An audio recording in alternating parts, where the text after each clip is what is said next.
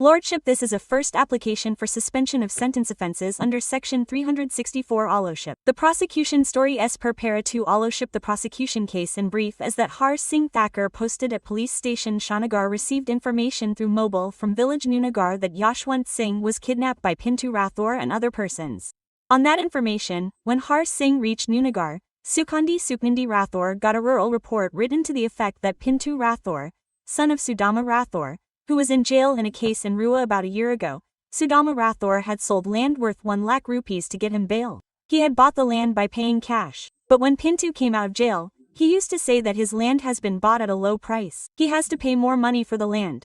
He considered this to be bad. On 31,821 at 9 p.m., his son Yashwant was sitting in front of the house. Then suddenly he disappeared. Who had bought it from? Did Yashwant buy my lot of land? Pintu Rathore's father Sudama Rathore from the lot. Hey, Sudama Rathore had sold it, madam. Who had bought it?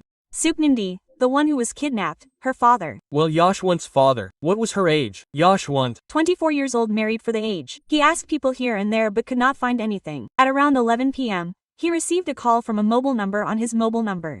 Anirudh alias Pintu Rathore was speaking on the call. He recognized his dialect. He was saying that he had kidnapped Yashwant along with his father Sudama Rathore and witnesses Sakshi Pradosh Brij Kumar and Shivam Daya. He wanted 1 lakh rupees as ransom. If he did not give it, they would kill his son and ask him to give the money at midnight. So he said that he did not have that much cash at night and he would make arrangements. He said that if he informed the police, they would kill his son. So he said yes out of fear. His men must have been there, and when he came to know, he said that it is for Brij Kumar. My lord. G. The dying declaration is P1. Now your lordship, starting with the dying declaration, as per the dying declaration, Yashwant only names your lordship Anirudh Singh alias Pintu. Wait. A second, let me read the dying declaration. Read P1. My name is Yashwant Singh Rajput. I am a resident of what happened to you. My father has a GPDS shop. Sudama and Sudama's son Anirudh Singh Pintu called me yesterday on 31,821 at around 9 p.m. to ask for wheat and rice. Outside the house. Then Anirudh, Pintu and his friend caught me. Then they tied my mouth with a cloth. Then both of them dragged me to the pond. From there they took me to Bhatia. Then in Bhatia, Anirudh Pintu stabbed me in the chest. Then I fainted. When I gained consciousness at that time, Pintu took my number and made my father call and spoke to my father. Father sometimes 15 sometimes 12 whose names are there in the rural complaint. Now in the rural complaint all the accused have been noted on this date. Exhibit PSD Rural Nachi 9:15 and this is shown, the name of the person is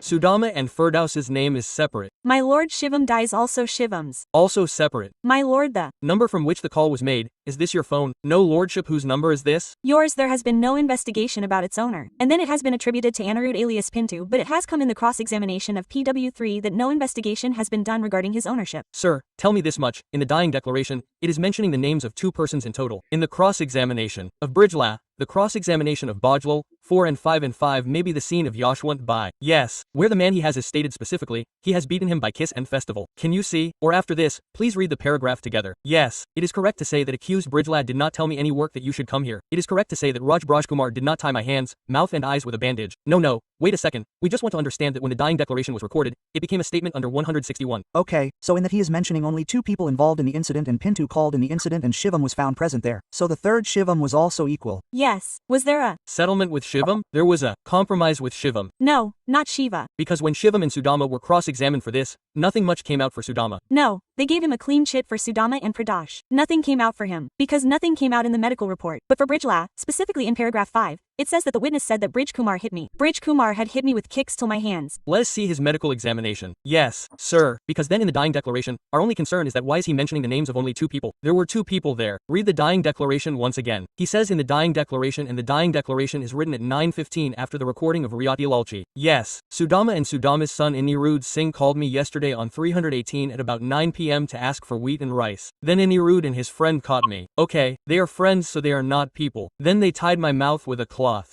Then both of them dragged me. Then how will this happen? Anything. Like this? What come? He is allowed to improvise his story to any extent. Please, see, Put madam's name. First application is first, isn't it? My lord. First application on behalf of Bridge Kumar alias Buffa alias Abhishek Band. Write down everything else, judgment etc. So much so conviction submitted, that in the time declaration exhibit P1 recorded by Yashwant alias Bura Singh at 9:15 a.m. on 1921, after recording of Dahaditi Nali C exhibit P2. Yashwant injured witness. Yashwant claimed that he was called by two persons named, was called by Sudama and his son Anirudh Singh in brackets, Pintu, at about 9 p.m. Then Pintu and his friend caught hold of him. They tied his mouth. Then they dragged him to the pond Then both of them dragged him to the pond then they took him. They took him to Bhatia, where Anirudh had stepped on him in his chest, as a result of which he had fallen unconscious. When he gained his consciousness, that Pintu took his father's number and followed his father, he was asking ransom of 15 lakhs or 12 lakhs or 18 lakhs. And then they started meeting him. After thinking that he is dead, they left him and ran away. On the next morning, when he gained consciousness, he shouted for life. Then he met one person who called his father from his own phone. And police party came and rescued him. Police. Then it was confirmed that there were only two persons. This Shivam, he is the person who was going to save him, so he was left. So there were only two persons. He has not taken name of any other person in his dying declaration, whereas in his examination in chief he admits that Bridge Kumar alias Bappa is known to him. Full stock if Bridge Kumar and Bappa of alias Bappa is known to the appeal injured, and he would have taken his name. There are several contradictions in the dying declaration versus court statements. It is a case of over-implication. Their opposition should put 50,000 rupees to surety. Let's go.